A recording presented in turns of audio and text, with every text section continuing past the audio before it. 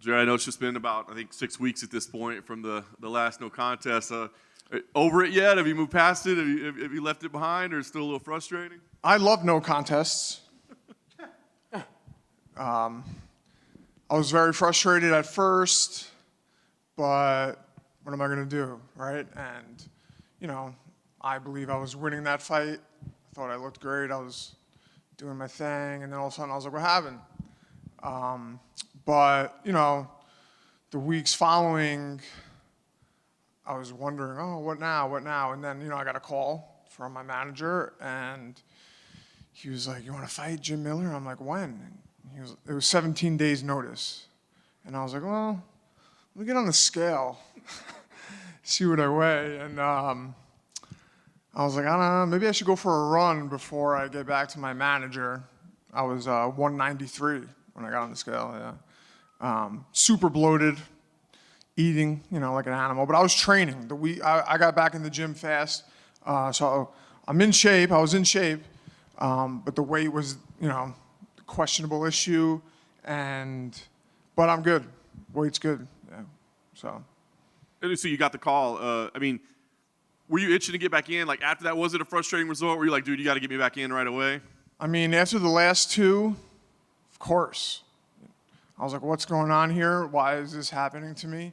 I was like messaging my manager, what's next? And he was like, oh, maybe you shouldn't, take a little time off, fight in October. I was like, October? It's like 6 months away. And then like 2 days later, he called me. He's like, you want to fight in 17 days? So, yeah, I was definitely itching to get back in there, and here I am. Was there any talk with the team or anybody about, like, is this too quick of a turnaround? Because I know emotionally you want to be there, right? But physically, was there any talk, like, is that safe? Is that smart? Oh, of course. I had a minor concussion, but I got over the symptoms fairly quickly, and I did everything I could to recover, supplements. I was in a hyperbaric chamber for the last 6 weeks. At this point in my career, I was like, sometimes you got to risk it a little bit, right, to get what you want. And I think, a little bit of risk is not too bad. I'm risking it anyways going in there, even if I didn't have that outcome 6 weeks ago. So I was like, let's do it. And this is what we do, right? We fight. I make a living doing this, so that's another reason to do it. They gave me a new contract, the UFC, another deal, and, a bump in pay, and I think it was worth it. I could have been, or I was on my way to being, or I should have been 3-0 on that contract. I beat Leo Santos, I beat Patty, but I lost. And then this one, I was on my way to winning, the Bobby one. So I would have had leverage. So then, I was 1-0-1 after that. So I was like, this was just a great opportunity for me to get another contract and get back in there with a legend and Jim Miller. And I think stylistically, it's a great fight for me. Yeah, that's what I was going to ask you about. Obviously, Jim Miller, future Hall of Famer. I don't think there's anybody that doesn't respect him on the roster. So what do you think about him as an opponent? He's tough, hard-nosed, always brings it, he's always game. But I believe that I'm better, He lost to an opponent that I had faced and beat. Not that the MMA math ever adds up, but, I know I can get the job done against anyone. So let's do it, And I know it's going to be a fight, He's not finished easily, You can't just get him out of there quickly, and he comes out, and just when you think like he's getting tired, he explodes. And he's a southpaw. He's got he's got great weapons, and on the ground he's a savage also. So it's not like there's nowhere in this fight where I could just get lazy. But I think it's a great fight for me. Last thing for me is working back to Bobby Green. Does that matter to you at all? I know immediately kind of wanted to do it, and the UFC went a different direction. But is that a fight that needs to happen again? It's funny. Like the night before I got the call, I saw that he got the fight with Tony, and I was like, that should be my fighter. That's a big name, obviously, Tony Ferguson, and it's on a great card. But, get past Jim Miller, and then who knows what's what's next? I mean, I want a top 15, and I believe that I've proven that I can do that and hang with these guys. So, you know, maybe down the line, but, you know, everyone above, I'm like been hanging around the top 15, outside the top 15 for a while now. And it's like, you know, I want to catch a break and get a win and get a top 15 opponent. So that's really what I'm looking for. I don't care who it is, but I want to fight forward. Hey, Jared. Alex. I know that you wanted that Tony Ferguson fight. You were asking for that fight. So when Bobby got it, like, how annoyed were you? I wasn't that annoyed. I was asking for it a while ago, and like he wasn't really on my radar, especially after Patty and then after fighting Bobby. I wasn't even thinking about Tony Ferguson. And then, you know, I think like a couple days before that, he, you know, had a little incident driving. So that was like, I didn't think he was going to be fighting anytime soon. So, no, man, I was lost for a little bit after Bobby. I was really depressed. I was down on myself. And I was like, none of this is worth it. You know, I was having a pity party for like 2 weeks. And then, you know, I got this call. So I think it's just, you know, everything happens for a reason. Everything aligns the way it's supposed to align. And, you know, God makes things happen in my life where, you know, I think I want things, I want this, but he gives me what I need. So that's what I'm going with.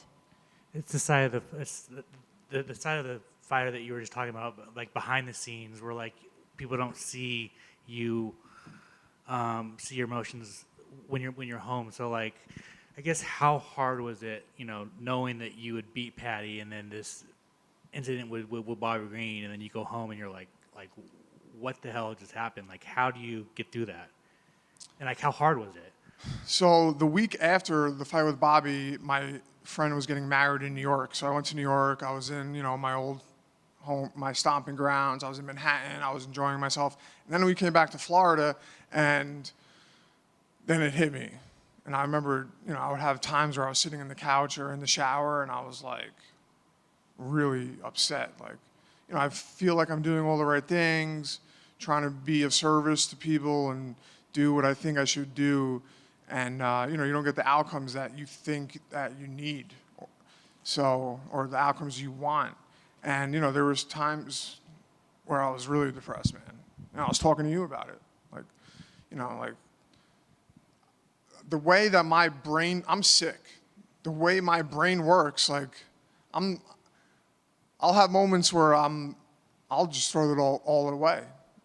You know, F the UFC, F my wife, F my friends and everything I have, and I'm gonna go crash and burn because, you know, that's how I find comfort. I find comfort in darkness, you know, and that's the way I used to cope with things. And, you know, luckily I have a great support network around me and people that lift me up and guide me. My wife, my number one, and my friends and the people, you know, everyone around me sober, and, you know, they were like, you got to get out of this, you got to get out of this. And I changed a couple things up and I started doing a couple things differently that following week. And then within 3 days, I got a call, you know, and things started looking better. And you know, within 24 hours of changing my thought process, I was like, oh, I feel good today. I feel way better. And then 2 days later, I got the call for this. So I was like, oh, my life's great again. And, you know, as humans, we tend to like, you know, just be negative. We have like negative biases towards everything, you know?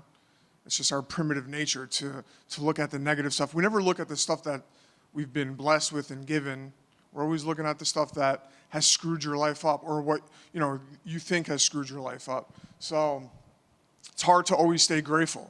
You know, and that's something that I should do. I mean, look, I think my career is, you know, better than it's ever been, and, you know, I'm doing better than I ever have. So, you know, I just had to pull myself out of that slump and just keep working hard, and here we are. Thanks for sharing that, man. I guess just finally, is a rematch with Diego Ferreira something that, like... No, I don't ever want to fight Diego again. He's so good. And we're friends now. You know, it's funny, like all of my past opponents, like I'm friends with. Even yesterday, I had a little thing with Patty on. he got married or something, and someone tagged me, Patty's dad or something like that, and I responded, and I was like, look, I hope he had a great wedding, and I hope he has a great career, and I hope that he recovers from his ankle surgery. And he responded, he's like, thank you for the kind words, thank you for, I hope you do well also. And like everyone that I fought, it's like Grant Dawson, I'm friends with him. Joe Selecki, we talk, like so. And Diego, I've seen him all the time, and he's so good, dude.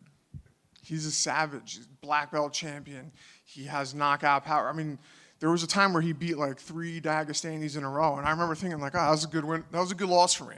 I didn't lose to just some other guy, And he went on like a 7-fight winning streak after me, or something like that. And he was ranked, and all his fights have been great. Gregor Gillespie, Beneil Dariush. Those were savage fights that like I wouldn't really want to partake in that kind of fight because someone's getting hurt, and you're going to be really tired. But no, I mean, Diego's a great guy, and I wish him the best also. And he did just beat my teammate though, Michael Johnson, and Michael was looking great. And then you know how this game works, man. One shot and it's over. But no, I already fought him. Let's get someone else on there,